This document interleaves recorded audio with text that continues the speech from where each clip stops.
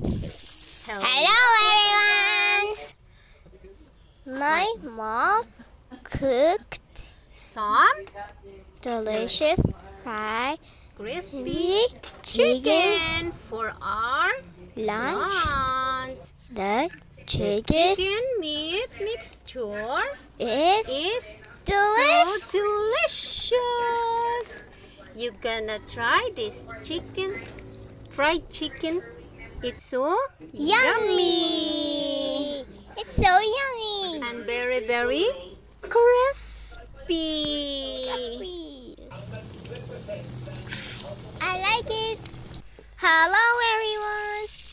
Naglagay lang ako dito ng salt, tapos black pepper, paprika, konting curry powder, dinilagay kong crispy fry, then flour at saka cornstarch para crispy.